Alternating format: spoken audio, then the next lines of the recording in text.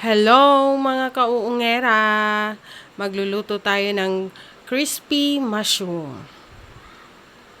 Ito, nahimay na natin ang oyster mushroom.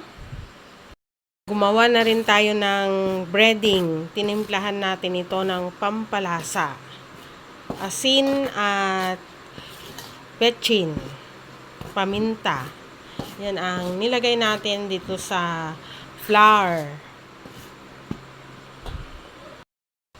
Habang nagpapainit na tayo ng mantika, i-coat na natin sa breading itong hinimay natin na oyster mushroom. Ayan.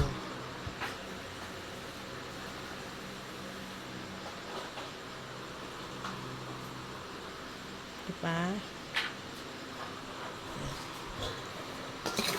I-coat po natin.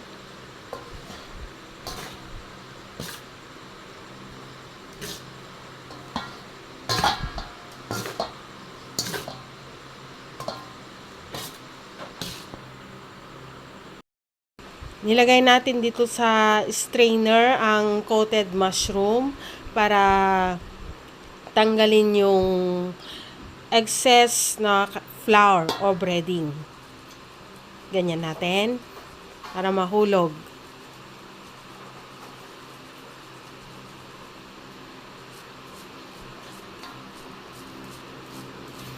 Ayan, pwede nang isalang sa mantika. Test nga natin kung mainit na itong mantika. Ay, kulang pa. Konting init pang kailangan para ilagay na natin yung coated mushroom.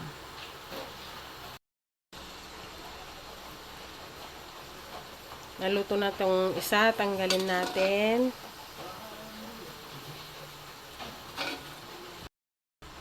Lagyan na natin.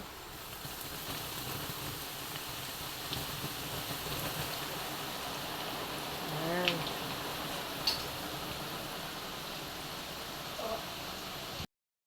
Haluin natin.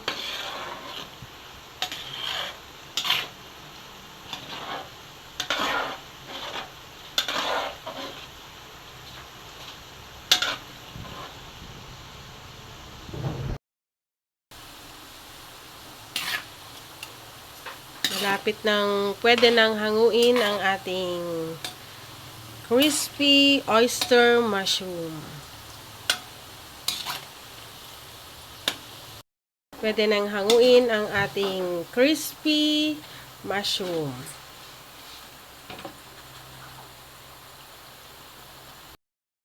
Ito ang ating unang naluto na crispy mushroom ni Uungera.